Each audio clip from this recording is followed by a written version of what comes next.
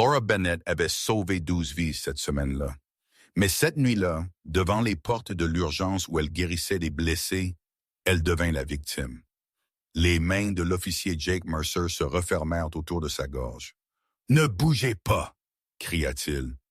Son badge d'infirmière oscillait inutilement alors qu'elle haletait pour respirer. La foule se rassemblait. Les téléphones s'élevèrent. Elle essaya de parler, essaya de lui montrer qui elle était, mais il n'écouterait pas. Et puis les portes vitrées explosèrent et s'ouvrirent. Ce qui arriva ensuite mettrait fin à une carrière, exposerait un sombre schéma de violence, et prouverait que parfois la personne que vous sous-estimez est connectée à quelqu'un que vous auriez dû craindre. C'est l'histoire de la nuit où l'officier Mercer fut enfin à court de chance. Avant de continuer, veuillez vous abonner à la chaîne et nous faire savoir d'où vous regardez dans les commentaires. Profitez de l'histoire. Laura Bennett avait sauvé 12 vies cette semaine-là. Mais cette nuit-là, devant les portes de l'urgence où elle guérissait les blessés, elle devint la victime. L'air du soir était frais contre sa peau alors qu'elle poussait les portes vitrées de l'hôpital. Ses blouses collaient à son corps, humide de sueur et du résidu d'un quart de 12 heures qui s'était étiré en 15. Ses jambes lui faisaient mal. Son esprit résonnait encore du son des moniteurs qui bipaient, des patients qui appelaient et des prières chuchotées des familles dans les salles d'attente. Elle avait juste besoin d'air. Juste 5 minutes de silence avant qu'elle ne retourne à l'intérieur pour faire face à la prochaine crise. Elle fit 3 pas dans le parking. C'est tout ce qu'elle obtint. Les mains vinrent de derrière, rudes, soudaines, violentes. Elles lui agrippèrent les épaules et la firent pivoter avant de la plaquer contre un pilier en béton. L'impact lui coupa le souffle des poumons. « Ne bougez pas !» Une voix aboya à son oreille, masculine agressive, assez proche pour qu'elle puisse sentir son souffle sur son cou. Le cœur de Laura explosa dans sa poitrine. Sa vision se brouilla.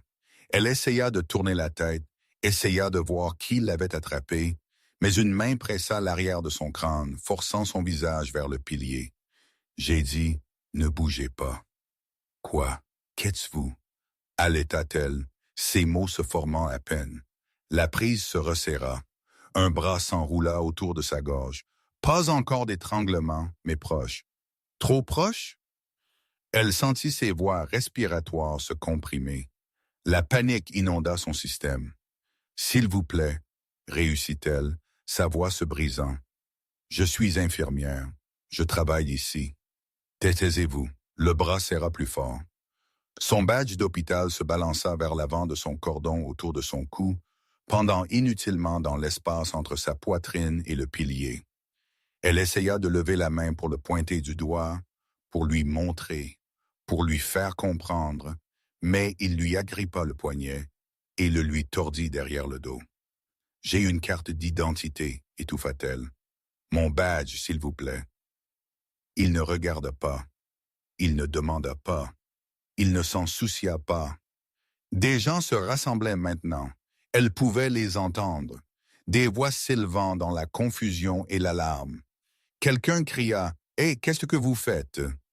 Une autre voix « C'est une infirmière. Elle travaille ici. » Mais l'homme derrière elle, l'officier Jake Mercer, même si elle ne connaissait pas encore son nom, ne fit que resserrer sa prise. Les jambes de Laura commencèrent à trembler. Son souffle venait par petites inspirations désespérées. Les bords de sa vision commencèrent à s'obscurcir. Elle pensa à la patiente qu'elle avait sauvée il y a juste 2 heures. Une petite fille, 7 ans.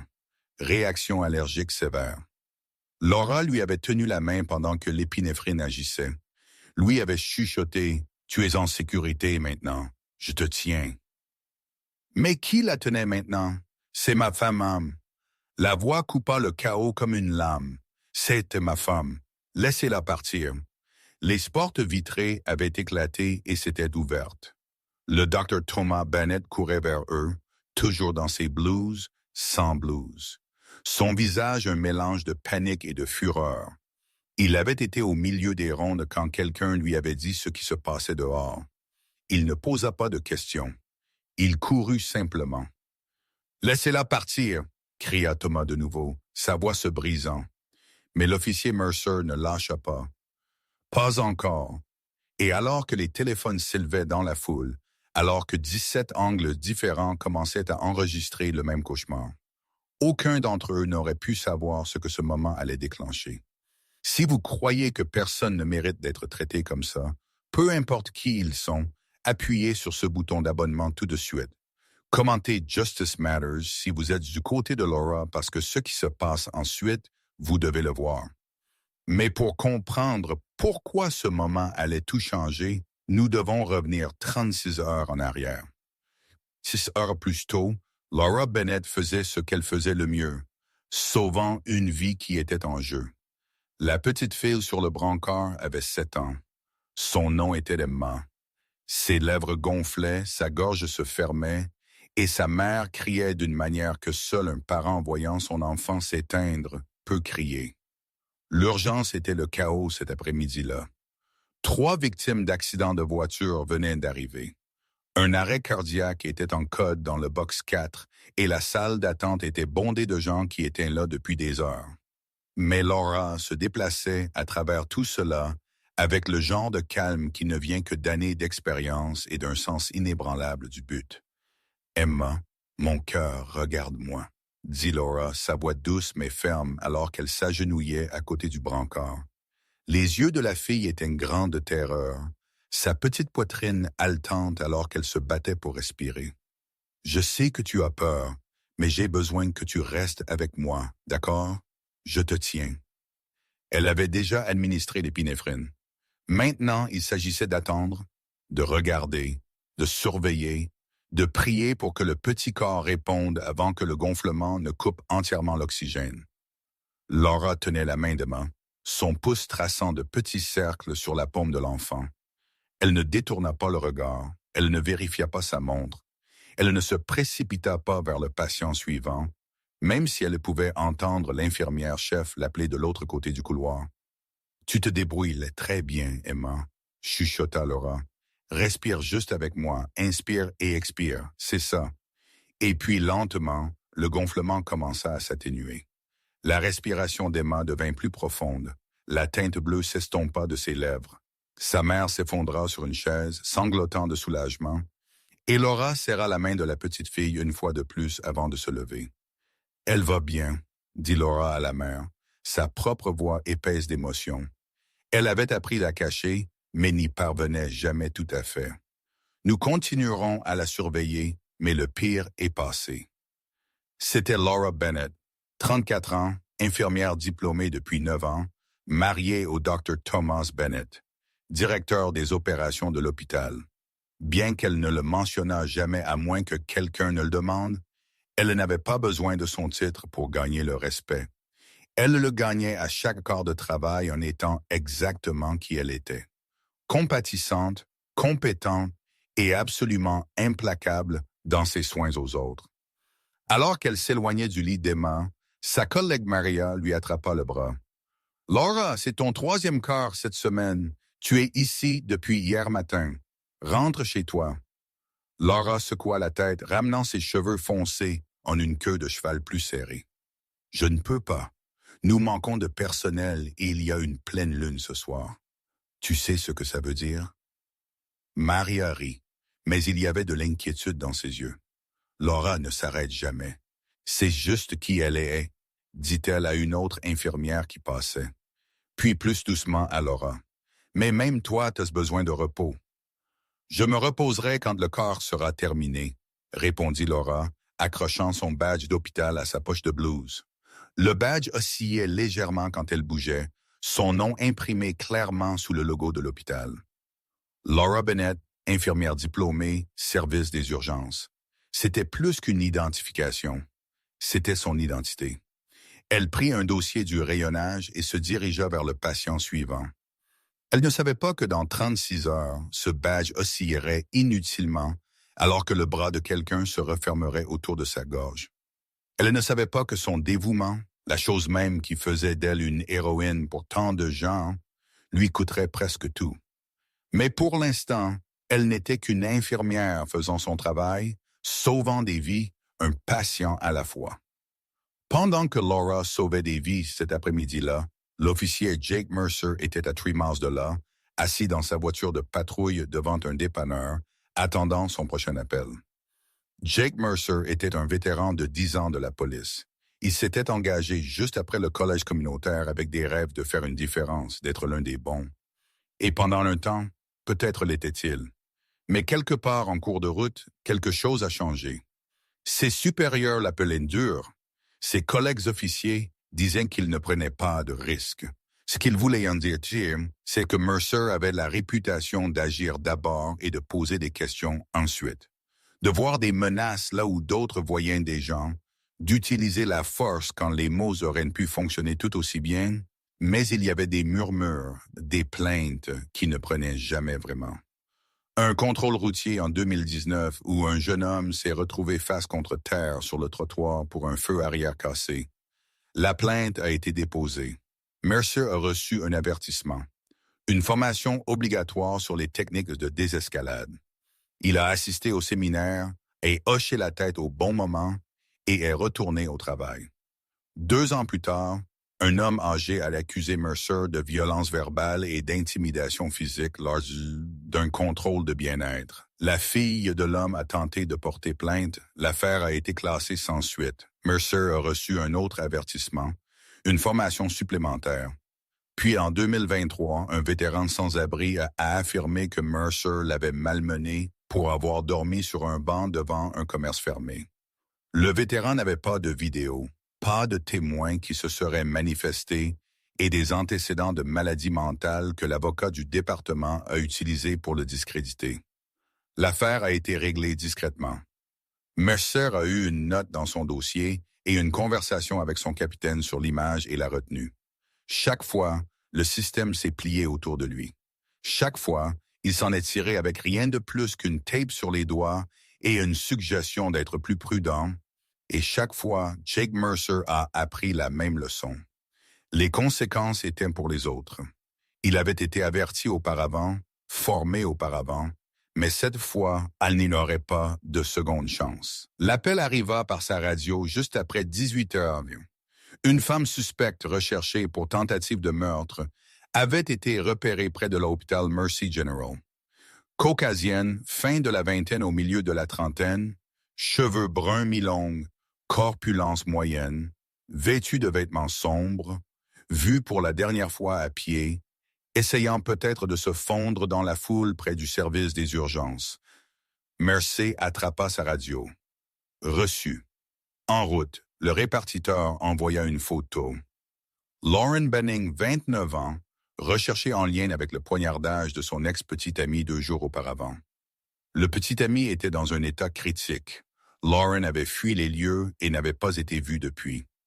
Jusqu'à maintenant, Mercer étudiait la photo en conduisant. Cheveux bruns, raies sur le côté, visage étroit, yeux fatigués. Le genre de femme qui pourrait disparaître dans une foule d'hôpital si elle le voulait. Le genre de femme qui pourrait être assez désespérée pour faire n'importe quoi. Sa mâchoire se serra. « Je ne vais pas laisser une autre s'échapper », marmonna-t-il pour lui-même. Il avait perdu un suspect il y a 3 mois, un appel pour violence domestique qui s'était transformé en course-poursuite à pied à travers un complexe d'appartements. Le gars lui avait échappé et le capitaine de Mercer l'avait réprimandé pour cela devant tout le poste. Pas cette fois. Cette fois, il serait prêt. Si vous pensez que les flics qui abusent du pouvoir devraient être tenus responsables, commentez plus d'avertissements tout de suite. Cette histoire est sur le point de devenir intense. Lauren Benning et Laura Bennett auraient pu être sœurs. La ressemblance était frappante de la pire des manières possibles. Les 2 femmes avaient des cheveux bruns mi-longs, légèrement séparés sur le côté. Les 2 avaient la même corpulence moyenne, la même structure faciale étroite, la même taille générale. Lauren avait 29 ans, Laura avait 34 ans. Mais dans la lumière déclinante du soir, avec l'épuisement gravé sur leurs traits, ces 5 ans auraient aussi bien pu être invisibles. Même leurs noms étaient presque identiques. Laura, Lauren, juste une lettre de différence. Le genre de similitude qui pourrait sembler une coïncidence inoffensive dans toute autre circonstance. Mais cette nuit-là, avec une femme recherchée en fuite et un policier désespéré de ne pas laisser un autre suspect s'échapper, cette seule lettre ferait toute la différence. Lauren Banning était en fuite depuis 2 jours. Après avoir poignardé son ex-petite amie lors d'une confrontation furieuse qu'il avait laissé se battre pour sa vie dans une unité de soins intensifs, elle avait disparu. Pas de téléphone, pas de voiture enregistrée à son nom, pas de famille prête à l'héberger. La police avait fouillé, mais Lauren était assez intelligente pour rester hors des radars. Elle connaissait les hôpitaux, connaissait les refuges, savait comment se fondre dans le chaos des salles d'urgence où les gens allaient et venaient sans poser de questions. Et elle avait été repérée près de Mercy General ce soir-là. Pour un policier balayant un parking d'hôpital bondé au crépuscule, à la recherche d'une femme aux cheveux bruns vêtue de vêtements sombres. La ressemblance était étrange. Mercer avait la description mémorisée. Il avait la photo affichée sur son téléphone. Il était préparé, alerte, prêt à agir dès qu'il verrait quelqu'un qui correspondait. Et quand Laura Bennett poussa ses portes vitrées, ses blouses ombres dans la lumière tamisée, ses cheveux bruns tombant lâchement autour de son visage fatigué, l'officier Jake Mercer vit exactement ce qu'il s'attendait à voir. Pas une infirmière, pas une femme innocente, pas la femme de quelqu'un. Il vit Lauren Banning. Il vit la suspecte. Il vit sa chance de rattraper l'échec qui le hantait encore depuis 3 mois. Vous pourriez penser que c'est une erreur honnête, un cas de mauvais endroit, mauvais moment, mauvais visage. Vous pourriez penser que tout officier raisonnable, étant donné les mêmes informations et la même pression, aurait pu commettre la même erreur de jugement. Mais ce qui s'est passé ensuite était tout sauf honnête. Parce que quand Jake Mercer vit Laura sortir de ses portes des urgences, épuisée et vulnérable, ne cherchant rien de plus qu'un moment d'air frais après avoir sauvé des vies pendant 15 heures d'affilée, il ne posa pas une seule question. Il n'appela pas son nom. Il ne demanda pas d'identification. Il ne dit pas « Excusez-moi, madame, puis-je vous parler un instant ?» Il ne lui donna pas la chance d'expliquer, de montrer son badge, de prouver qu'elle était exactement ce qu'elle semblait être. Une infirmière, une guérisseuse, une femme qui n'avait rien fait de mal, il a juste agi. Et en les 3 secondes qu'il fallut à ses mains pour la gripper par derrière, à son bras pour se refermer autour de sa gorge, à son monde pour exploser dans la confusion et la terreur, Jake Mercer mit en mouvement une chaîne d'événements qui détruirait sa carrière, exposerait un schéma de violence que le département avait caché pendant des années, et prouverait que parfois la personne que vous sous-estimez est connectée à quelqu'un que vous auriez dû craindre. Laura poussa les portes vitrées et inspira profondément, laissant l'air frais du soir remplir ses poumons. Ses épaules lui faisaient mal. Ses pieds palpitaient, mais elle avait presque fini. Encore quelques heures, et elle pourrait rentrer chez elle, s'effondrer dans son lit et dormir aussi longtemps que son corps le lui permettrait. De l'autre côté du parking, les yeux de l'officier Jake Mercer se sont fixés sur elle dès qu'elle est apparue. Là, cheveux bruns, vêtements sombres, corpulence moyenne, à 30 yards, bougeant lentement, seule. Sa main se porta à sa radio, puis hésita. S'il appelait et qu'elle courait, il la perdrait. S'il attendait les renforts, elle pourrait disparaître dans la foule ou se glisser de nouveau à l'intérieur de l'hôpital. Non, il avait géré des situations comme celle-ci 100 fois auparavant. Approchez vite, sécuriser le suspect, contrôler la situation. Il bougea. Laura fit 3 pas loin de l'entrée. Elle pencha la tête en arrière, fermant les yeux un instant, sentant la tension dans son cou commencer à s'atténuer. Elle n'entendit pas les pas derrière elle. Elle ne sentit pas l'approche. Elle n'eut aucun avertissement du tout. Les mains vinrent de nulle part, rudes, soudaines, violentes. Elles lui attrapèrent les épaules et la firent pivoter, la plaquant contre le pilier en béton auprès de l'entrée de l'hôpital. L'impact lui coupa le souffle de la poitrine. Ses yeux s'ouvrirent en grand, choqués et confus. « Ne bougez pas. » La voix de Mercer était dure, impérieuse, à quelques centimètres de son oreille. L'esprit de Laura devint vide de terreur. Elle essaya de tourner la tête, essaya de voir qui l'avait attrapée. Mais une main pressa l'arrière de son crâne, forçant son visage vers le béton froid. « Quoi, jeune, qu'est-ce que vous faites? » Sa voix sortit étranglée, essoufflée. J'ai dit, ne bougez pas. Son bras s'enroula autour de sa gorge, l'attirant contre lui. Pas encore d'étranglement, mais proche, trop proche. Elle sentit la pression monter, sentit ses voies respiratoires commencer à se comprimer. Du point de vue de Mercer, tout se passait comme prévu. Sujet sécurisé. Aucune résistance encore. Il avait fait ça avant. Contrôler le suspect d'abord.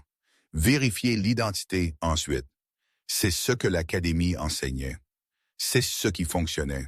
Mais du point de vue de Laura, le monde venait de se briser en une violence incompréhensible. « S'il vous plaît », haleta-t-elle, son badge d'hôpital se balançant vers l'avant sur son cordon, pendant inutilement entre son corps et le pilier. « Je suis infirmière, je travaille ici. Mon badge, s'il vous plaît, regardez mon badge. » « Taisez-vous. » Le bras de Mercer se resserra. Elle essaya de lever la main, essaya de pointer l'identification pendue à son cou, mais il lui attrapa le poignet et le lui tordit derrière le dos. La douleur lui remonta l'épaule, ses genoux fléchirent légèrement. Les gens commençaient à remarquer. Une femme sortant de sa voiture s'arrêta à mi-pas, la bouche ouverte. Un homme marchant vers l'entrée sortit son téléphone. Un autre.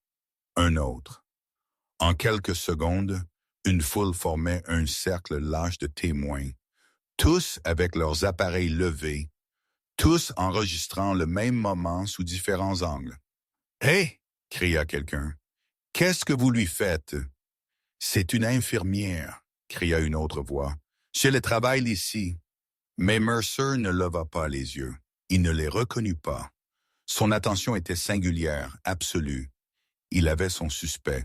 Il ne lâchait pas. La respiration de Laura devint laborieuse, désespérée. Chaque inspiration était une lutte. Le monde commença à se brouiller sur les bords. Son badge oscillait à chaque tentative de se libérer, attrapant la lumière des lampes du parking. Laura Bennett, infirmière, service des urgences, juste là, juste devant lui, mais il ne baissa jamais les yeux. 17 téléphones enregistrés et chaque angle comptait. Pendant un instant, tout le reste s'évanouit. Les voix de la foule s'estompaient, le son de la circulation disparut. Tout ce qui restait était la respiration de Laura, superficielle, paniquée, luttant pour un air qui ne venait pas. Et puis les portes vitrées explosèrent et s'ouvrirent. « Mon badge !» étouffa Laura, sa main libre s'agrippant au cordon autour de son cou. « Regardez mon badge, s'il vous plaît. » Elle réussit à le tirer vers l'avant, les cartes d'identité en plastique se balançant dans l'espace entre eux. Sa photo, son nom, le logo de l'hôpital, tout ce qu'il fallait qu'il voie pour qu'il ait la mauvaise personne. L'officier Mercer baissa les yeux pendant une demi-seconde, puis repoussa sa main. Le badge se balança inutilement contre sa poitrine. « Cela pourrait être volé, » dit-il, sa voix plate, impassible. « Vous venez avec moi. »« Non, s'il vous plaît. Je travaille ici. Je suis infirmière. J'ai été ici toute la journée. S'il vous plaît, demandez à quelqu'un. N'importe qui à l'intérieur vous le dira. » Mais il n'écoutait pas. Sa prise se déplaça, son bras pressant plus fort contre sa gorge. Les mots de Laura se dissolurent en un halètement désespéré. La foule grandissait maintenant. 10 personnes, 15, 20. Des téléphones levés, des voix s'élevant dans l'alarme et la confusion. Une femme en blouse qui venait de finir son propre corps de travail se fraya un chemin vers l'avant. « Elle dit la vérité !» cria la femme. « Je travaille avec elle. C'est Laura Bennett. C'est une infirmière ici. »« Reculez !»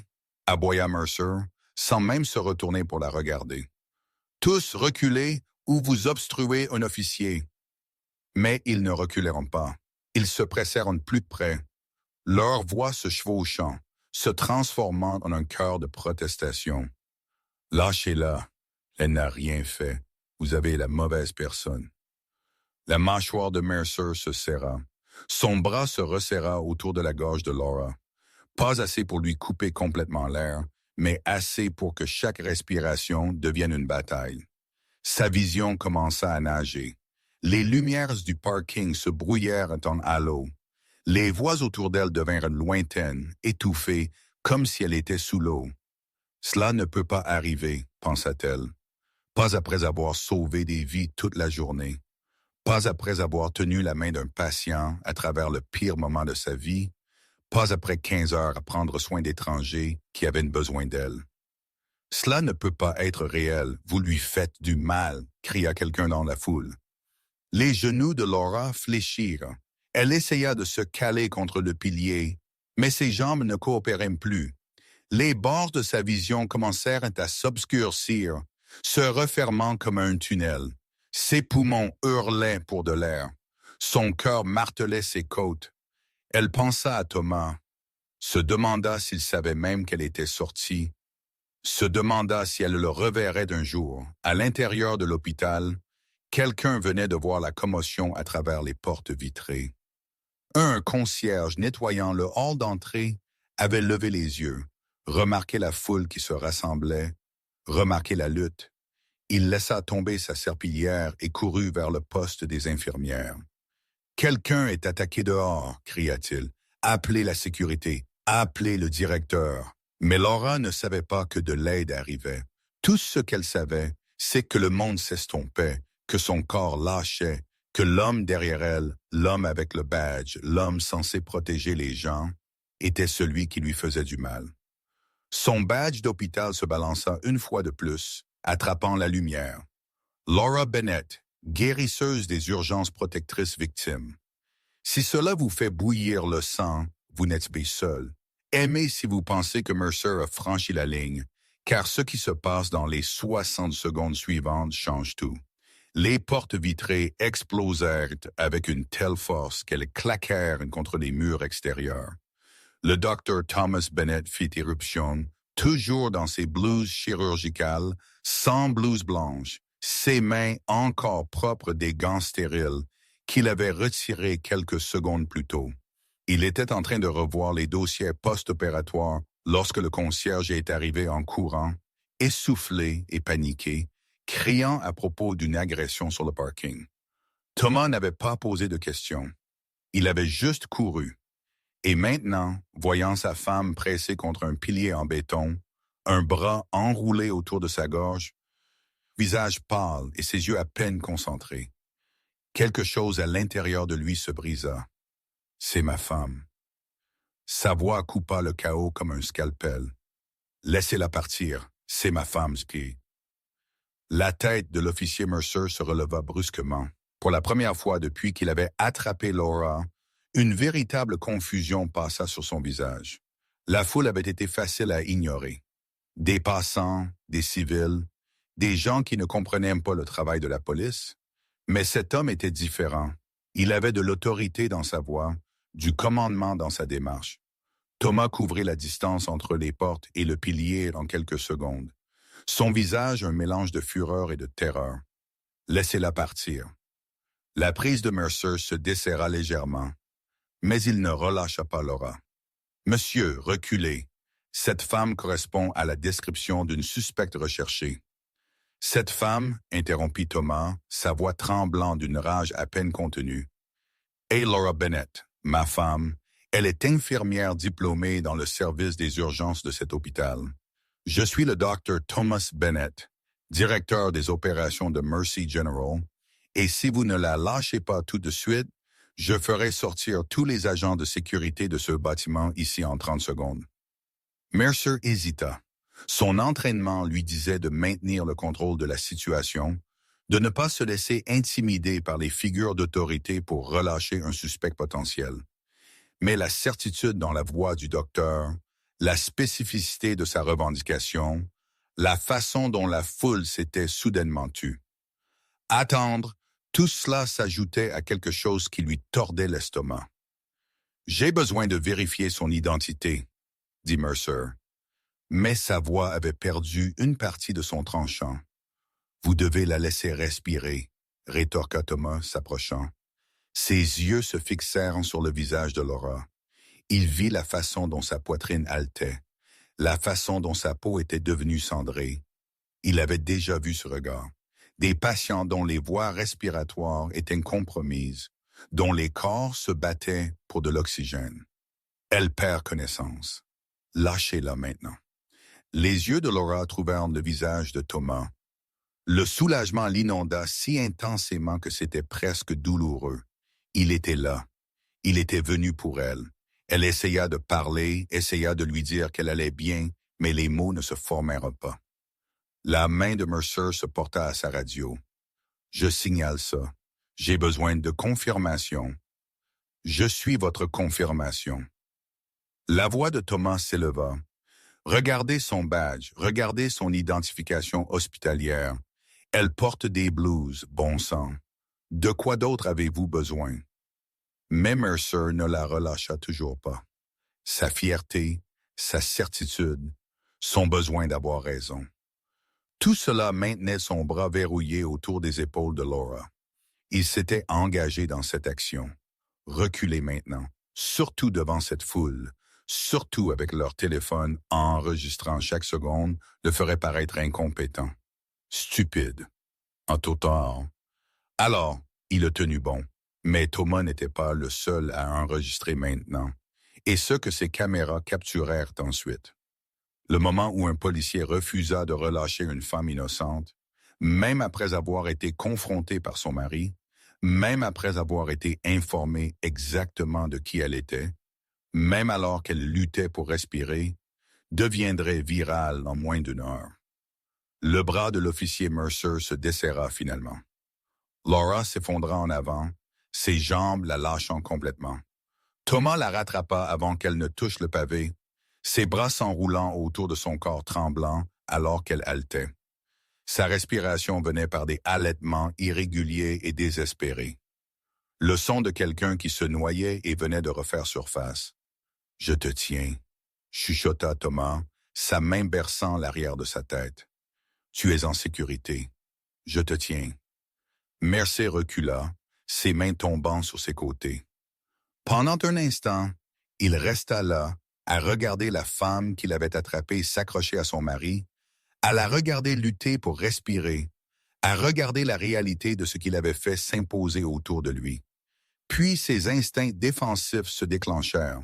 « Elle correspondait à la description, » dit-il, sa voix dure, sans excuse. « Femme, cheveux bruns, corpulence moyenne, vêtements sombres. Le suspect a été signalé dans cette zone. » Thomas le regarda, ses yeux flamboyants. « Alors vous étranglez d'abord et posez des questions. Jamais! Est-ce ainsi que vous avez été formé? Je sécurisais un suspect potentiel. Elle a un badge d'hôpital. » La voix de Thomas s'éleva, son contrôle s'échappant enfin. « Elle porte des blouses avec le logo de l'hôpital. Elle vous a dit qu'elle était infirmière. Plusieurs témoins vous ont dit qu'elle travaillait ici et vous avez continué à l'étrangler quand même. » La foule murmura son accord, leur colère palpable. Les téléphones étaient toujours levés, toujours enregistrés. Chaque mot, chaque excuse, chaque moment du refus de Mercer d'assumer ses responsabilités. La mâchoire de Mercer se serra. Il sortit sa radio de sa ceinture. « Dispatch, ici l'unité 12. Situation sous contrôle. Fausse alarme sur le suspect. Annulez les renforts. Reçu 12. » Thomas n'écoutait plus. Son attention était entièrement sur Laura, sur les marques rouges déjà visibles sur son cou, sur la façon dont ses mains tremblaient si fort qu'elle ne pouvait pas saisir ses bras. Il l'aida à se lever, soutenant la majeure partie de son poids, alors qu'il se tournait vers l'entrée de l'hôpital. « Viens, » dit-il doucement. « Allons te faire entrer. Allons te faire examiner. » Mercer s'adressa à la foule, sa voix prenant un ton officiel. « Très bien, tout le monde, dispersez-vous. Il n'y a plus rien à voir ici. Allez-vous-en. » Mais un homme à l'avant de la foule, son téléphone enregistrant toujours, secoua la tête. « Oh, il y a beaucoup à voir, officier, et nous l'avons tous vu. » Une autre femme, l'infirmière qui avait essayé d'intervenir plus tôt, s'avança. Sa voix était froide. « J'ai votre numéro de badge, 1247, juste pour que vous sachiez. » Quelqu'un d'autre appela. « Quel est votre nom, officier, pour la plainte que nous déposons? » Le visage de Mercer rougit. Il regarda autour de lui le cercle de témoins, leurs téléphones, leurs expressions de dégoût et de colère. Pour la première fois, une lueur de réelle inquiétude traversa ses traits, mais il l'enfouit rapidement, la remplaçant par le même masque dur d'autorité qu'il avait porté toute la nuit. « Si vous avez une plainte, déposez-la par les voies appropriées, » dit-il sèchement. Puis il se retourna à sa voiture de patrouille, les épaules tendues, sa démarche juste un peu trop rapide. La foule commença à se disperser lentement, à contre-cœur, mais les téléphones restèrent sortis. Les gens tapaient déjà, téléchargeaient déjà, partageaient déjà. En quelques minutes, la première vidéo apparut sur les réseaux sociaux. Un clip de 20 secondes montrant Mercer attrapant Laura par derrière, son badge se balançant inutilement, sa voix suppliante, son bras autour de sa gorge. En 20 minutes, il avait 50 000 vues. À l'intérieur de l'hôpital, Thomas guida Laura vers une salle d'examen vide. Une collègue infirmière apparut immédiatement avec une poche de glace et un stéthoscope. Laura s'assit sur le bord du lit, ses mains tremblant toujours, sa gorge douloureuse à chaque déglutition. « Je vais bien, » chuchota-t-elle, bien que des larmes coulaient sur ses joues. « Je vais bien. » Mais elle n'allait pas bien. Pas vraiment. Les ecchymoses physiques s'estomperaient en quelques jours. Les psychologiques prendraient beaucoup plus de temps. Tandis que Laura était examinée pour ses blessures, que Thomas lui tenait la main et luttait pour que ses propres mains ne tremblent pas, la vidéo continuait de se propager. Au matin, elle aurait des millions de vues. Au matin, le nom de l'officier Jake Mercer serait connu à travers le pays. Au matin, tout changerait. À 22 heures ce soir-là, la vidéo avait dépassé le million de vues.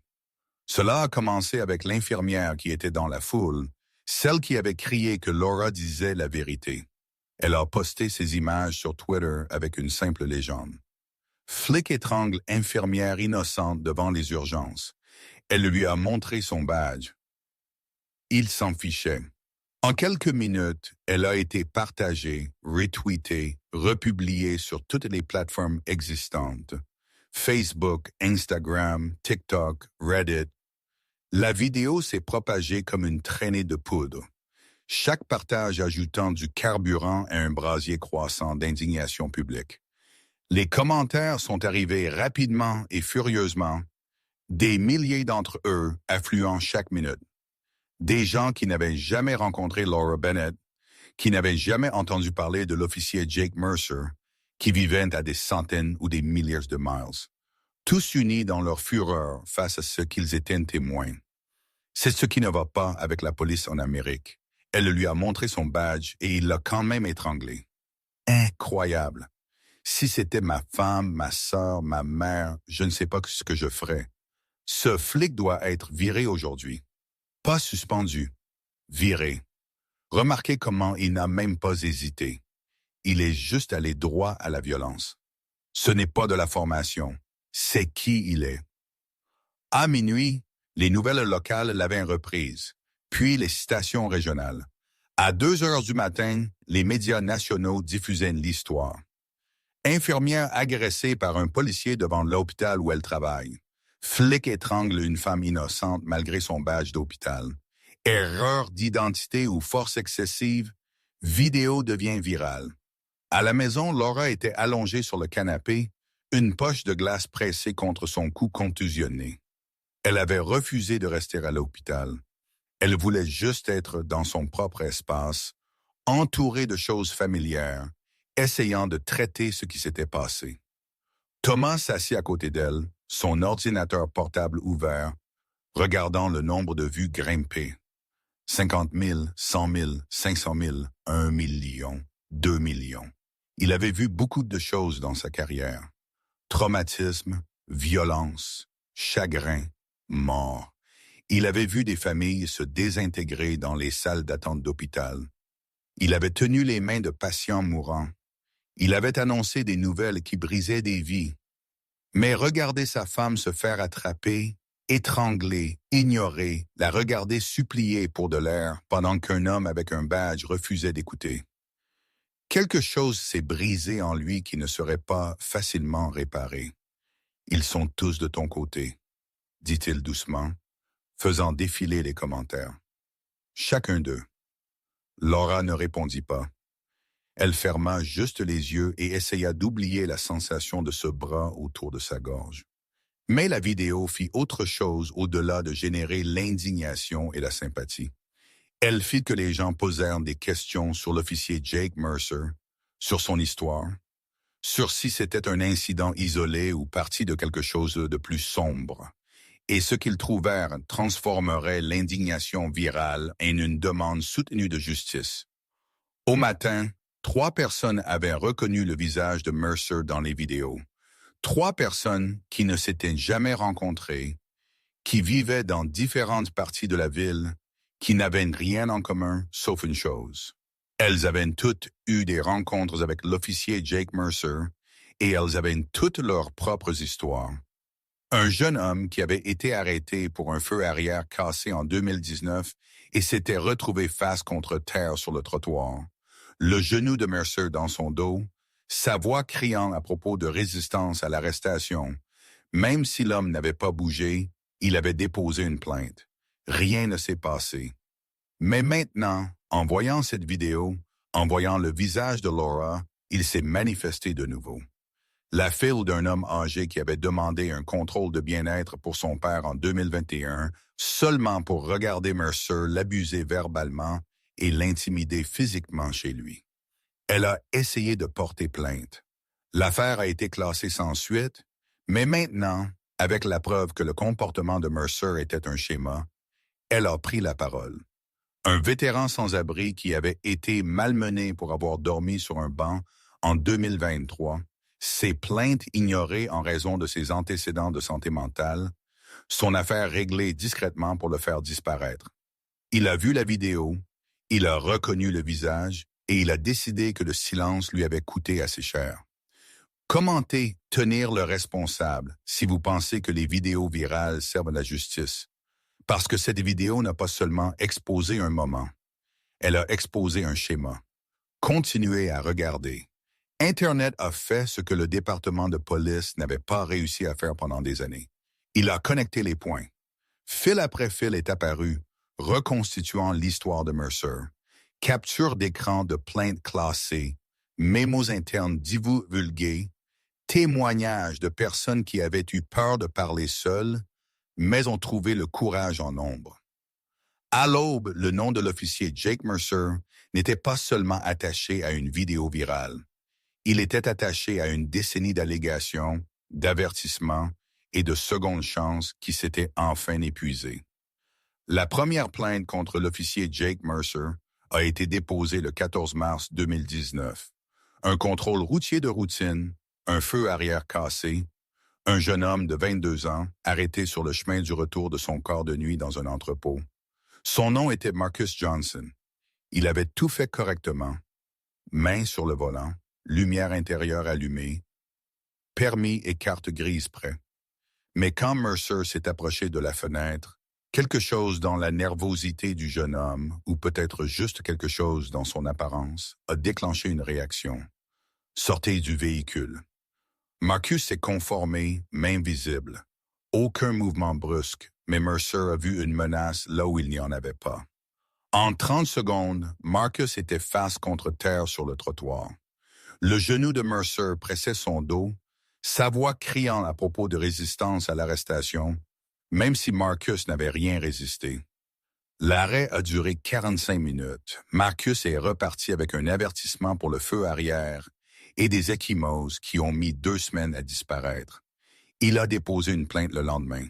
Force excessive, détention illégale. Le département l'a examiné, a interrogé Mercer et a rendu sa conclusion. Preuve insuffisante. Mercer a reçu un avertissement en écrit et une formation obligatoire sur les techniques de désescalade.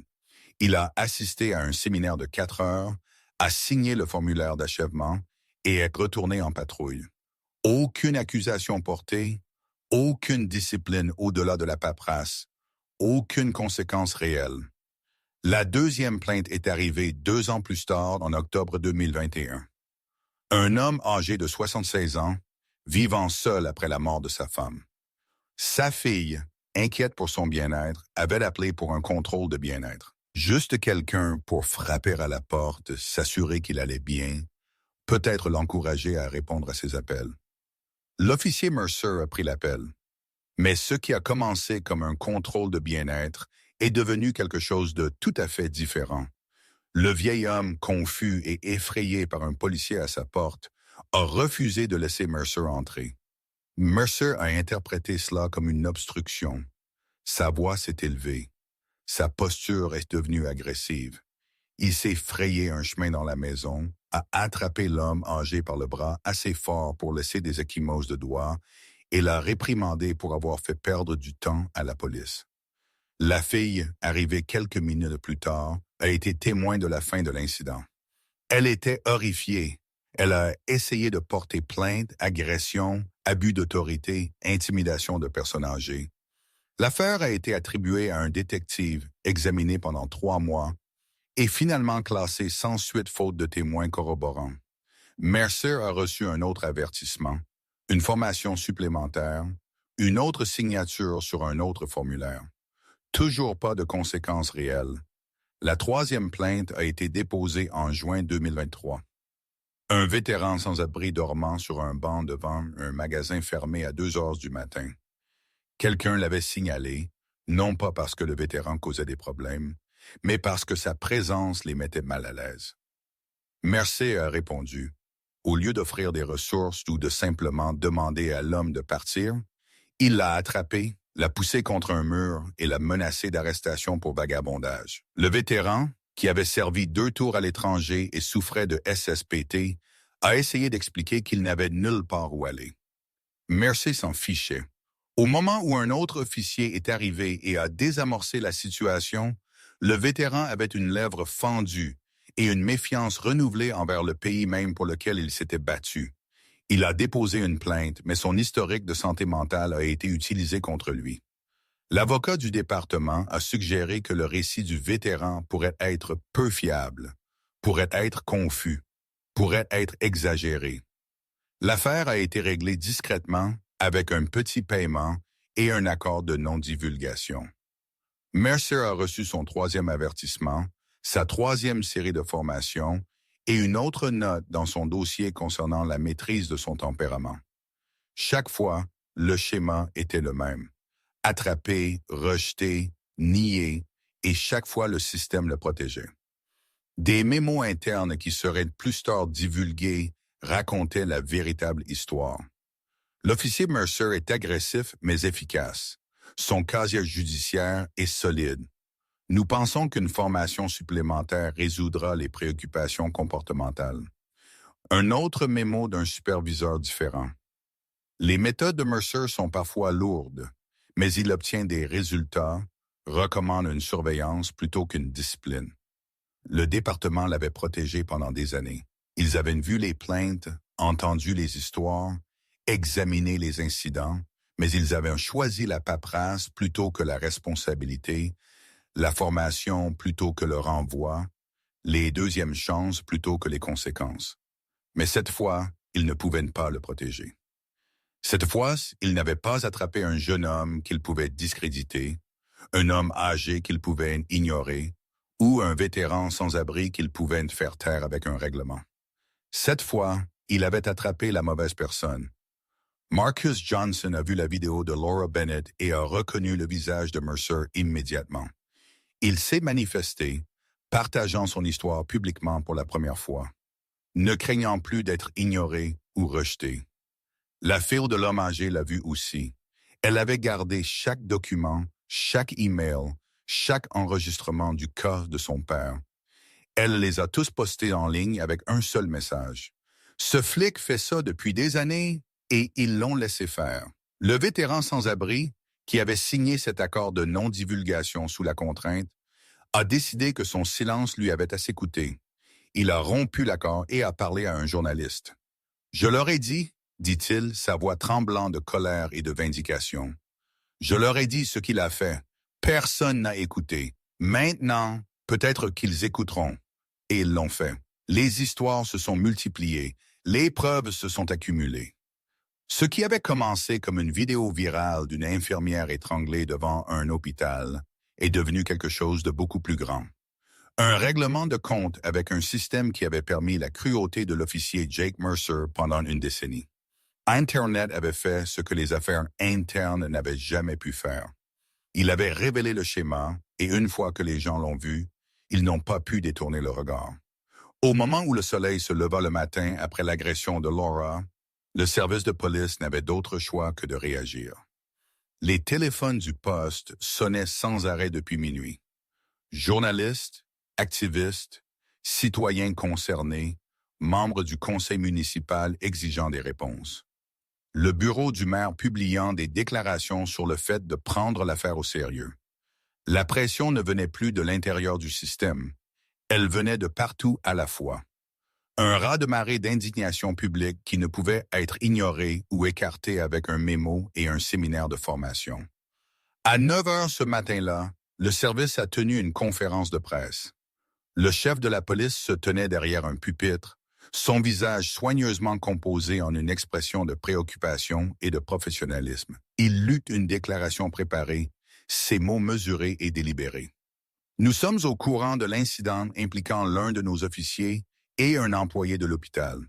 Nous prenons toutes les allégations de fautes graves au sérieux. Les affaires internes ont lancé une enquête complète sur l'affaire. L'officier en question a été mis en congé administratif en attendant le résultat de cette enquête. Congé administratif avec salaire. Internet explosa d'une nouvelle fureur. Les sections de commentaires se sont remplies de variations de la même indignation. Ce n'est pas suffisant. Il a agressé une femme innocente et obtient des vacances payées. C'est pourquoi les gens ne font plus confiance aux flics. Le service avait espéré que l'annonce calmerait la colère. Au lieu de cela, elle a versé de l'essence sur le feu. Derrière des portes closes, les affaires internes ont commencé leur travail. Entretien avec des témoins. Examen des 17 angles vidéo différents. Examen du dossier personnel de Mercer, qui semblait soudain beaucoup plus accablant lorsqu'il était lu dans le contexte d'une agression virale. L'enquête qui aurait dû avoir lieu il y a des années était enfin en cours. Non pas parce que le service voulait le faire, mais parce qu'il n'avait pas d'autre choix. Pendant ce temps, le bureau du procureur de district a reçu un appel de Thomas Bennett. Thomas avait passé la nuit à regarder sa femme se mettre de la glace sur la gorge meurtrie, à écouter sa respiration laborieuse, à la sentir tressaillir à chaque déglutition. Il avait regardé la vidéo des dizaines de fois. Chaque visionnage le rendait plus en colère. Chaque section de commentaires renforçait ce qu'il savait déjà. Ce n'était pas seulement Laura, c'était à propos de chaque personne que Mercer avait brutalisée, chaque plainte qui avait été enterrée, chaque avertissement qui n'avait mené nulle part. « Nous voulons porter plainte », dit Thomas à l'assistante du procureur de district chargé d'examiner l'affaire. Accusations criminelles, agressions, abus d'autorité, tout ce qui s'applique. Nous voulons qu'il soit tenu responsable. Laura était assise à côté de lui quand il fit l'appel. Elle avait à peine dormi. Sa gorge lui faisait toujours mal. Ses mains tremblaient toujours quand elle pensait à ces moments pressés contre le pilier en béton, luttant pour respirer, se demandant si elle respirerait un jour librement. Mais elle avait pris sa décision. « Je ne fais pas ça pour me venger », dit-elle quand le procureur lui demanda pourquoi elle voulait aller de l'avant. Sa voix était encore endommagée par le bras de Mercer autour de sa gorge. « Je fais ça pour qu'il ne puisse pas le faire à quelqu'un d'autre. Pour que la prochaine personne qui l'attrapera, car il y aura une prochaine personne si nous ne l'arrêtons pas, n'ait pas à traverser ce que j'ai traversé. » Le procureur resta silencieux un instant. Puis, je vais examiner tout ce que nous avons. Les vidéos, les déclarations des témoins, son historique. S'il y a un cas ici, nous le poursuivrons. Il y a un cas, dit Thomas platement. Les preuves sont partout. Laura aurait pu rester silencieuse. Elle aurait pu accepter l'enquête interne du département et laisser le système gérer cela comme il avait toujours géré les plaintes contre Jake Mercer, avec des avertissements et des recyclages et sans conséquences réelles. Thomas avait le pouvoir de faire disparaître cela aussi. Un coup de fil à la bonne personne, une conversation dans le bon bureau, et tout cela aurait pu s'estomper discrètement. Pas de procès, pas de publicité, pas de revivre le pire moment de sa vie devant des étrangers. Mais ils ont choisi le chemin difficile parce que le chemin facile était la façon dont des hommes comme Mercer gardaient leur badge. Le chemin facile était la façon dont les schémas de violence restaient cachés. Le chemin facile était la raison pour laquelle Marcus Johnson et l'homme âgé et le vétéran sans-abri avaient tous été ignorés, rejetés et réduits au silence. Pas cette fois. L'officier Jake Mercer, assis dans son appartement le premier jour de son congé administratif, passa un coup de fil. Il engagea un avocat, l'un des avocats de la défense les plus agressifs de la ville, un homme connu pour faire acquitter des policiers d'accusations de force excessive, un homme qui savait comment exploiter chaque échappatoire technique du système. La première déclaration de l'avocat à la presse fut une leçon magistrale de déviation. L'officier Mercer agissait de bonne foi aussi, se basant sur les informations dont il disposait. Il poursuivait une dangereuse fugitive recherchée pour tentative de meurtre. La ressemblance entre la suspecte et la femme qui l'a détenue était frappante. Tout officier raisonnable, dans la même situation, aurait pris la même décision. Nous attendons avec impatience un examen juste et approfondi des faits. Le message était clair.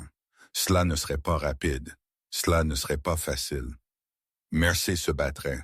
Son avocat se battrait. Le syndicat de la police se battrait probablement. Chaque pas en avant serait contesté, retardé, mis en question.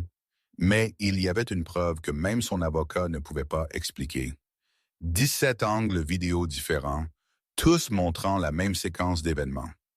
Laura montrant son badge, Mercer le repoussant, des témoins criant qu'elle travaillait là, Mercer les ignorant, Thomas s'identifiant, identifiant Laura, suppliant Mercer de la laisser respirer. Mercer refusant de la relâcher même alors. On pouvait argumenter l'erreur d'identité pour la première prise. On pouvait peut-être même argumenter la suspicion raisonnable, mais on ne pouvait pas argumenter ce qui s'est passé après. On ne pouvait pas expliquer pourquoi un flic continuerait à étrangler une femme après avoir vu son badge d'hôpital, après avoir été informé par plusieurs témoins qu'elle était infirmière, après que son mari, le directeur de l'hôpital, soit sorti et l'ait identifié par son nom. C'est là que la défense s'effondrerait. C'est là que la bonne foi s'arrêtait et que la force excessive commençait. C'était le moment où Jake Mercer est passé de faire une erreur à faire un choix. Et ce choix a été capturé sous 17 angles différents, téléchargé sur des plateformes avec des millions d'utilisateurs, regardé et partagé et enregistré par des gens du monde entier. Des preuves numériques qui ne pouvaient pas être perdues dans un dossier, ne pouvaient pas être rejetées lors d'une réunion à huis clos, ne pouvaient pas disparaître comme tant de plaintes avaient disparu auparavant. L'enquête était en cours. Les accusations étaient en préparation. La machine juridique se mettait en marche, lente et frustrante et imparfaite, mais avançant néanmoins. Laura est retournée au travail 3 jours plus tard. Ses ecchymoses étaient toujours visibles, des marques violet foncé que le maquillage ne pouvait pas tout à fait cacher. Ses collègues l'ont serrée dans leurs bras avec précaution, ont demandé si elle allait bien, lui ont dit qu'ils avaient vu la vidéo, lui ont dit qu'ils étaient fiers d'elle de s'être battue. Elle a souri et les a remerciés et a essayé de ne pas penser au long chemin à parcourir. Thomas s'est jeté dans l'administration hospitalière avec une intensité renouvelée, comme si travailler plus fort pouvait en quelque sorte effacer l'image de sa femme étranglée dans un parking qu'il traversait tous les jours. Il a assisté à des réunions. Il a revu les budgets. Il a pris des décisions concernant le personnel, l'équipement et la politique. Mais son esprit revenait sans cesse à cette nuit-là, au son de Laura haletant pour de l'air, au sentiment d'impuissance alors qu'il regardait quelqu'un blesser la personne qu'il aimait le plus. Et l'officier Jake Mercer était assis dans son appartement, suspendu avec salaire, regardant sa vie se défaire, une vidéo virale à la fois, attendant la suite des événements. Il n'eut pas à attendre longtemps. L'audience disciplinaire eut lieu 6 semaines après l'agression. Ce n'était pas un procès pénal. Pas encore. Il s'agissait d'une procédure administrative, un examen formel par le conseil disciplinaire du service de police pour déterminer si l'officier Jake Mercer avait violé les politiques et procédures du service. 3 membres du conseil étaient assis derrière une longue table, un juge à la retraite, un officier supérieur d'un poste de police voisin et un représentant de la surveillance civile. La salle était plus petite qu'une salle d'audience, plus intime, mais le poids de ce qui allait se passer était tout aussi lourd. Laura était assise au premier rang, Thomas à côté d'elle, sa main serrée dans la sienne. Elle avait fait sa déclaration des jours plus tôt, s'était soumise à des photographies de son cou contusionné, avait répondu à des questions sur ces terribles minutes sur le parking jusqu'à ce que sa voix s'éteigne. Maintenant, tout ce qu'elle pouvait faire était de regarder. Mercer était assis à la table de la défense avec son avocat, son uniforme impeccable, son expression soigneusement neutre. Il ressemblait à ce qu'il était censé être, un officier décoré, un fonctionnaire, quelqu'un qui avait dédié une décennie à la protection de sa communauté. Mais les apparences, comme tout le monde dans cette pièce le savait, pouvaient être trompeuses. Le procureur, un avocat du département chargé de présenter l'affaire contre Mercer, commença par les vidéos. Les 17 angles furent diffusés l'un après l'autre sur un grand écran. Le conseil regarda un silence Laura sortir de l'hôpital, Mercer l'attrapait par derrière, elle montrait son badge et il le repoussait. Des témoins criant et lui resserrant sa prise, Thomas courant et Mercer refusant toujours de la lâcher. 17 perspectives différentes de la même injustice, qui ne pouvaient être contestées, ne pouvaient être expliquées, ne pouvaient disparaître dans un classeur. Vint ensuite le rapport médical de Laura. Des photographies des ecchymoses sur son cou, des marques violets foncées en forme de bras, la documentation du traumatisme à sa gorge, la difficulté à déglutir, l'impact psychologique d'être agressé par quelqu'un qui était censé la protéger, l'évaluation clinique d'un médecin qui rendait la violence viscérale et réelle. L'avocat de Mercer se leva pour présenter sa défense. Son argument était simple, une erreur raisonnable, compte tenu des circonstances. Son client poursuivait une dangereuse fugitive recherchée pour tentative de meurtre. La ressemblance physique entre la suspecte et Laura Bennett était frappante. Dans le feu de l'action, avec des informations limitées et des enjeux élevés, tout officier aurait pu faire le même jugement. L'officier Mercer a agi de bonne foi. L'avocat dit sa voix confiante et exercée. Il faisait son travail. Il essayait de maintenir la sécurité de la communauté. Le fait qu'il ait détenu la mauvaise personne est regrettable, mais cela ne constitue pas une faute. Le procureur se leva pour le contre-interrogatoire. Raisonnable aurait été de demander une identification, dit-elle, sa voix coupant à travers les justifications de l'avocat. Raisonnable aurait été de dire « Excusez-moi, madame, puis-je vous parler un instant ?» Raisonnable aurait été de regarder le badge de l'hôpital qu'elle portait, d'écouter les témoins qui vous ont dit qu'elle travaillait là, de croire son mari quand il l'a identifié par son nom. Vous n'avez rien fait de tout cela. Vous êtes allé directement à la violence et lorsque vous avez eu de multiples occasions de réaliser votre erreur, vous avez insisté. Elle se tourna vers Mercer. « Officier Mercer, vous aurez l'occasion de témoigner. Mais d'abord, ce conseil doit entendre d'autres personnes qui ont rencontré votre type particulier de maintien de l'ordre. » C'est alors que Marcus Johnson a pris la barre, puis la file de l'homme âgé, puis le vétéran sans-abri, sa voix tremblante mais déterminée alors qu'il décrivait avoir été poussé contre un mur pour le crime de n'avoir nulle part où dormir. 3 personnes qui avaient été ignorées auparavant. Leurs plaintes enterrées sous des avertissements et des recyclages enfin entendus. Le schéma était indéniable. Attraper d'abord. Poser des questions. Jamais. Ignorer les preuves. Persévérer quand on est contesté. Finalement, Mercer prit la barre. Son avocat l'avait préparé, l'avait coaché sur quoi dire et comment le dire. Mais les questions du procureur étaient précises, chirurgicales, conçues pour couper les réponses répétées et atteindre la vérité. Officier Mercer, avez-vous vérifié l'identification de Mademoiselle Bennett avant de l'attraper? Non. Lui, avez-vous posé des questions avant de la détenir physiquement? Non. Quand Mademoiselle Bennett vous a montré son badge de l'hôpital, qu'avez-vous fait? Je lui ai dit qu'il pouvait être volé. Mais vous n'avez pas vérifié s'il était volé, n'est-ce pas? Non. Avez-vous vu son badge d'infirmière quand vous l'avez attrapé pour la première fois? Une longue pause. La mâchoire de Mercer se serra. Son avocat se déplaça sur son siège. Oui. Vous avez vu le badge de Pamwiraison? Ah, mon bébé badge, le logo de l'hôpital, son nom, sa photographie, et vous l'avez quand même attrapé. Une autre pause. La suspecte aurait pu voler un badge pour se fondre dans la masse. Aviez-vous des preuves que la suspecte avait volé un badge d'hôpital? Non. Donc, vous avez fait une supposition.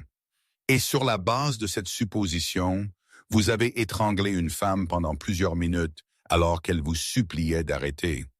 Est-ce correct? Le visage de Mercer rougit. Je sécurisais un suspect potentiel. En refusant de regarder son identification, en refusant d'écouter les témoins et en refusant de la relâcher même quand son mari, le directeur de l'hôpital, l'a identifié par son nom. Je suivais ma formation. Votre formation vous dit d'ignorer les preuves. Ma formation me dit de maintenir le contrôle de la situation. À quel prix, officier Mercer? À quel prix? La pièce devint silencieuse. Le conseil délibéra pendant 6 heures. Laura et Thomas attendaient dans le couloir sans parler, juste assis côte à côte tandis que les minutes s'écoulaient. D'autres témoins allaient et venaient. Mercer et son avocat attendaient dans une pièce séparée, la confiance d'avant visiblement effilochée. Quand le conseil émergea finalement, le couloir devint silencieux. Si vous pensez que la justice est sur le point d'être rendue, commentez « coupable ». Si vous pensez que le système le protégera, commentez « corrompu ». Voyons qui a raison. La présidente du conseil, la juge à la retraite, s'éclaircit la gorge et commença à lire. Après un examen attentif de toutes les preuves présentées, y compris les séquences vidéo, les témoignages, les rapports médicaux et les propres déclarations du défendeur, ce conseil déclare l'officier Jake Mercer coupable d'agression illégale et d'usage excessif de la force contre Laura Bennett le soir en question. Laura sentit la main de Thomas se resserrer autour de la sienne. Elle ne bougea pas, ne réagit pas, se contenta d'écouter. De plus, continua la présidente, le modèle de comportement documenté par les plaintes antérieures démontre un manquement constant à faire preuve de retenue et de jugement approprié. Bien que chaque incident antérieur ait été traité par des avertissements du département et des recyclages, il est clair que ces interventions étaient insuffisantes. Mercer resta parfaitement immobile, son visage sculpté dans la pierre, mais ses mains étaient serrées en poing sur la table devant lui.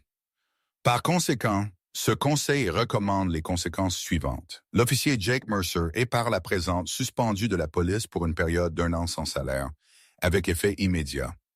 De plus, le conseil recommande au bureau du procureur de district d'engager des poursuites pénales pour agression mineure. Si l'officier Mercer souhaite reprendre ses fonctions après sa suspension, il devra suivre un conseil obligatoire en gestion de la colère et une formation avancée en désescalade et restera en période de probation pendant au moins 2 ans. Cette décision restera une marque permanente sur son dossier de service. La présidente posa le papier et regarda directement Mercer. Officier Mercer, vous avez violé la confiance placée en vous. Vous avez utilisé votre autorité pour nuire à une femme innocente. Et vous avez refusé de reconnaître votre erreur, même face à des preuves accablantes. Ce n'est pas de la police. C'est de l'abus de pouvoir. Ce conseil espère que vous utiliserez ce temps pour réfléchir sérieusement, à savoir si vous êtes apte à continuer dans les forces de l'ordre.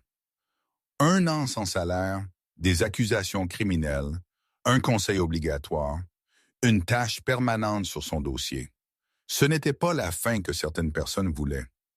Dans les sections de commentaires, dans les cercles d'activistes, dans les conversations sur les réseaux sociaux, beaucoup avaient demandé que Mercer soit renvoyé purement et simplement, interdit de porter un badge à nouveau, accusé d'agression criminelle plutôt que d'un délit. 1 an, écrirait quelqu'un, il ne devrait plus jamais être autorisé près d'un uniforme. Délit, il l'a étranglé pendant des minutes. C'est une agression aggravée au minimum. Mais d'autres voyaient des choses différemment. Marcus Johnson, regardant l'annonce du verdict depuis son appartement, sentit quelque chose se relâcher dans sa poitrine. « Au moins c'est quelque chose », dit-il au journaliste qui avait suivi son histoire. « Au moins quelqu'un nous a cru. Au moins il ne s'est pas juste enfui cette fois. » La fille de l'homme âgé a posté sur les réseaux sociaux. « Ce n'est pas parfait, mais c'est plus que ce que nous avons eu il y a 6 ans. C'est un début. » Le vétéran sans-abri, qui avait si longtemps pissé que sa voix ne comptait pas, a simplement hoché la tête lorsqu'il a appris la nouvelle. La justice n'était pas toujours ce que l'on espérait. Parfois, c'était juste quelque chose de plus que le silence, quelque chose de plus que le rejet. Laura se leva quand l'audience fut conclue. Thomas se levant à côté d'elle. Elle ne sourit pas, ne célébra pas, ne ressentit pas le sentiment de vindication qu'elle avait cru pouvoir accompagner un verdict de culpabilité. Elle se sentit juste fatiguée et triste et soulagée que ce soit fini, même si la fin semblait incomplète. Mercer passa devant elle en sortant. Son avocat à ses côtés, parlant déjà d'appel et de contestation et de prochaines étapes. Il ne regarda pas Laura, ne la reconnut pas. Son visage était dur, en colère, le visage d'un homme qui croyait avoir été lésé plutôt que d'un homme qui avait lésé les autres. Devant la salle d'audience, des journalistes attendaient avec des caméras et des microphones. Thomas protégea Laura d'eux, la guidant vers une sortie latérale, mais la question d'un journaliste porta par-dessus le bruit. « Mademoiselle Bennett, que pensez-vous du verdict? » Laura s'arrêta, se tourna, regarda la caméra. « Je sens, dit-elle doucement, sa voix portant encore le rauque de ses cordes vocales endommagées, que peut-être la prochaine personne n'aura pas à traverser ce que j'ai traversé.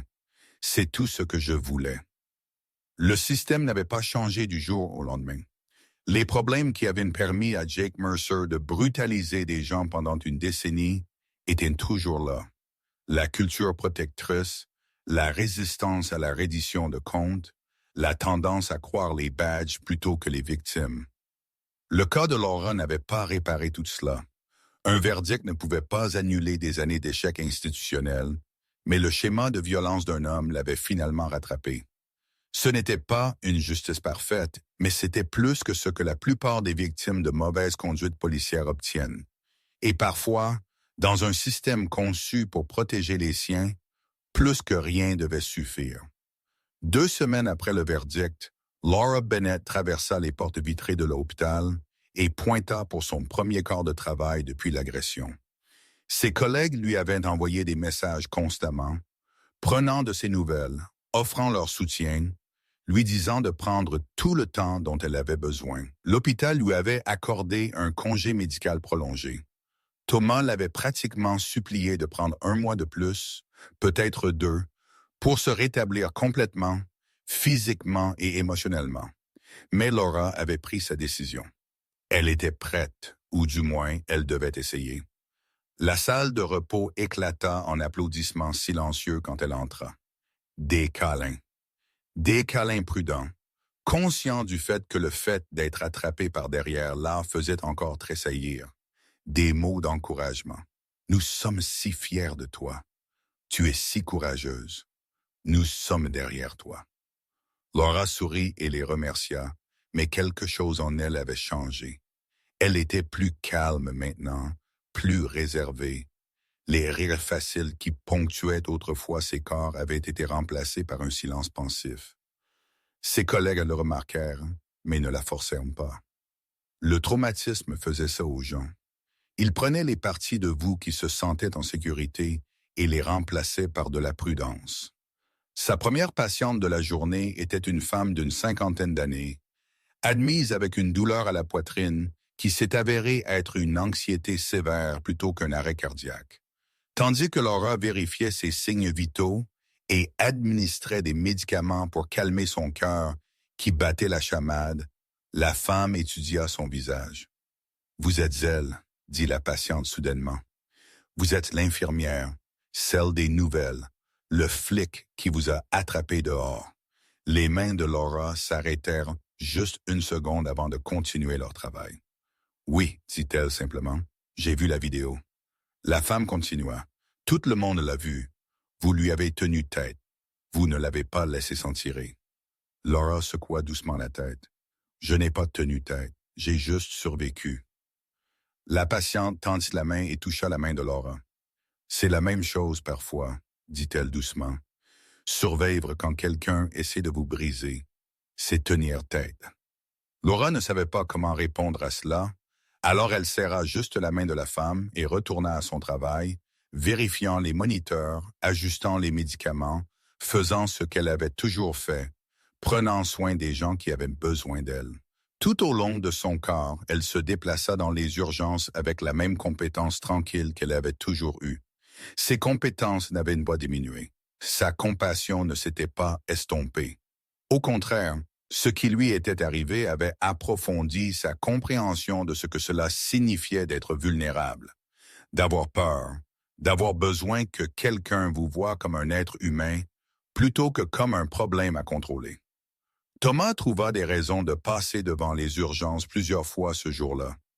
Il essaya d'être subtil, mais Laura le remarqua, croisa son regard une fois et lui fit un petit sourire qui disait « Je vais bien, je te promets. » Il hocha la tête et se força à la laisser travailler. Bien que l'instinct protecteur qui s'était éveillé la nuit où il la vit se faire étrangler ne s'était pas calmé. Quand son quart se termina juste après 20h, Laura rassembla ses affaires, dit au revoir à ses collègues et se dirigea vers la sortie. La même sortie qu'elle avait traversée cette nuit-là. Les mêmes portes vitrées qui s'étaient ouvertes pour révéler Thomas courant vers elle. Elle s'arrêta à l'entrée, sa main sur la porte. À travers la vitre, elle pouvait voir le parking, le même trottoir, le même pilier en béton, le même endroit où Jake Mercer l'avait attrapé, où elle avait lutté pour respirer, où 17 téléphones avaient enregistré les pires moments de sa vie. Pendant quelques secondes, elle resta là à regarder. Son rythme cardiaque augmenta. Sa respiration s'accéléra légèrement. Mémoire musculaire de la peur, essayant de se réaffirmer. Puis elle poussa la porte et sortit. L'air du soir était frais contre sa peau. Elle marcha vers le parking. Ses pas délibérés, la tête haute. Quand elle atteignit l'endroit, cet endroit exact où cela s'était produit, elle s'arrêta, regarda le trottoir, prit une profonde inspiration. Elle ne laissa pas cela la briser. Elle retourna sauver des vies de la fenêtre de son bureau, 3 étages plus haut. Thomas la regardait se tenir là, la regardait respirer, la regardait enfin se retourner et marcher vers sa voiture, les épaules en arrière et la démarche stable. Il sentit sa gorge se serrer d'émotion. Fierté, soulagement, amour et une colère protectrice féroce qui ne s'estomperait peut-être jamais complètement. Laura monta dans sa voiture, ferma la porte et resta assise un instant dans le silence. Puis elle démarra le moteur et rentra chez elle. Le même chemin qu'elle avait parcouru, mais la même personne qu'elle avait toujours été, mais changée d'une manière qu'elle apprenait encore à comprendre. Elle avait survécu. Et parfois, comme son patient l'avait dit, c'était la même chose que de tenir tête. Chaque année aux États-Unis, des milliers de plaintes sont déposées contre des policiers pour usage excessif de la force, détention illégale et abus d'autorité. La grande majorité de ces plaintes n'aboutissent à rien. Pas d'enquête, pas de discipline, pas de conséquences. Beaucoup ne sont même jamais enregistrés officiellement. Elles n'existent que dans les souvenirs des personnes qui les ont vécues. Des personnes qui ont été attrapées, étranglées, battues ou humiliées par ceux qui étaient censés les protéger. Le cas de Laura Bennett était différent, mais seulement parce que 17 personnes ont décidé d'enregistrer ce qu'elles ont vu et de le partager avec le monde. Seulement parce que la vidéo est devenue virale. Seulement parce que la pression publique a forcé un système qui avait protégé Jake Mercer pendant une décennie à enfin le tenir responsable. Mais son cas a fait quelque chose au-delà d'obtenir un verdict de culpabilité. Il est devenu un catalyseur de changement d'une manière que Laura n'avait jamais anticipée. 6 mois après l'audience, le service de police a mis en œuvre des politiques obligatoires de caméras corporelles pour tous les officiers lors de toute interaction publique. Les caméras ne pouvaient pas être éteintes. Les images ne pouvaient pas être supprimées. Chaque rencontre, chaque arrêt, chaque moment de contact entre la police et les citoyens serait enregistré et stocké. 2 autres officiers dont les schémas de plainte étaient similaires à ceux de Mercer ont été discrètement retirés du service actif et réaffectés à des rôles administratifs. Ce n'était pas le règlement de compte public que certains avaient réclamé, mais c'était un mouvement. C'était la reconnaissance que les schémas de violence ne pouvaient pas être ignorés indéfiniment. Le conseil municipal a adopté une résolution exigeant des rapports publics trimestriels sur tous les incidents d'usage de la force et les résultats des plaintes. La transparence, ont-ils dit, était le premier pas vers la responsabilité. Rien de tout cela n'était parfait. Rien de tout cela n'a résolu les problèmes culturels plus profonds qui avaient permis à des officiers comme Mercer d'abuser de leur pouvoir pendant des années. Mais c'était quelque chose. Et parfois, c'est ainsi que le changement commence. Laura n'avait pas l'intention de changer le système. Elle n'est pas sortie de ses portes des urgences cette nuit-là en prévoyant de devenir un symbole de la réforme policière ou un visage de la responsabilité. Elle voulait juste respirer. Elle voulait juste 5 minutes d'air frais après un quart de travail brutal à sauver des vies. Mais parfois, les voix les plus calmes résonnent le plus fort. Parfois, la survie devient une résistance. Parfois, le refus d'une personne de rester silencieuse crée un espace pour que d'autres parlent. Marcus Johnson a créé un groupe de soutien pour les victimes de mauvaise conduite policière. La fille de l'homme âgé est devenue une défenseur des protections contre les abus envers les personnes âgées. Le vétéran sans-abri a commencé à travailler avec des organisations qui aidaient d'autres vétérans à naviguer dans les rencontres avec les forces de l'ordre. L'histoire de Laura leur avait donné la permission de croire que leurs histoires comptaient aussi. L'officier Jake Mercer a interjeté appel de la décision du conseil disciplinaire 3 mois après le verdict. Il a fait valoir que la punition était excessive, que ses actions avaient été raisonnables compte tenu des circonstances, que le conseil avait été influencé par la pression publique plutôt que par des preuves. Son appel a été rejeté. Il n'est pas retourné dans la police. La suspension d'1 an est devenue permanente lorsqu'il n'a pas réussi à suivre le conseil et la formation requis. Sa carrière dans les forces de l'ordre était terminée, non pas par un seul moment, mais par une décennie de choix qui l'avaient finalement rattrapé. Laura Bennett continue de travailler à l'hôpital Mercy General. Elle prend toujours les corps que personne d'autre ne veut. Elle reste toujours tard quand les urgences sont débordées.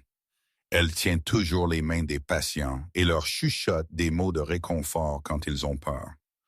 L'agression l'a changée, l'a rendue plus prudente, plus consciente de la rapidité avec laquelle la sécurité peut devenir un danger. Mais elle n'a pas brisé son engagement à guérir. Et Lauren Benning, la femme que Mercer cherchait cette nuit-là, la femme dont la ressemblance avec Laura avait tout déclenché. Elle a été arrêtée 3 jours après l'agression de Laura, trouvée cachée dans un motel à 30 miles de la ville. Les officiers qui l'ont arrêté l'ont approché calmement, lui ont demandé son identification, ont confirmé son identité et l'ont placé en garde à vue sans incident, sans violence, sans que personne ne soit blessé. Cela a prouvé ce qui aurait dû être évident depuis le début. Vous pouvez faire le travail sans brutalité. Vous pouvez sécuriser un suspect sans l'étrangler. Vous pouvez faire respecter la loi sans abuser des gens que vous êtes censés servir. 17 personnes ont enregistré ce qui est arrivé à Laura Bennett cette nuit-là devant l'hôpital Mercy General. 17 angles différents de la même injustice et leur courage de poster pour partager ce qu'ils avaient vu, pour refuser que cela soit enterré et oublié. Cela a fait toute la différence parce que les histoires comme celle de Laura doivent être racontées. Les schémas comme ceux de Mercer doivent être exposés et les systèmes qui protègent les agresseurs doivent être contestés encore et encore jusqu'à ce qu'ils changent enfin. Si cette histoire prouve que la responsabilité compte, appuyez sur s'abonner. Si vous croyez que chaque voix mérite d'être entendue, laissez un commentaire avec « Je défends la justice ». Partagez cette histoire car la prochaine personne qui sera attrapée, qui sera ignorée, à qui on dira que sa plainte n'a pas d'importance, pourrait avoir besoin de savoir que prendre la parole peut faire une différence. La prochaine vidéo vous attend déjà. Cliquez. Vous ne le regretterez pas. La justice n'est pas toujours bruyante. Parfois, elle est silencieuse. Parfois, c'est une infirmière qui retourne aux urgences à la tête haute. Parfois, ce sont 17 téléphones levés dans l'obscurité, enregistrant la preuve que quelqu'un a été lésé. Parfois, la justice, c'est juste de refuser de les laisser oublier.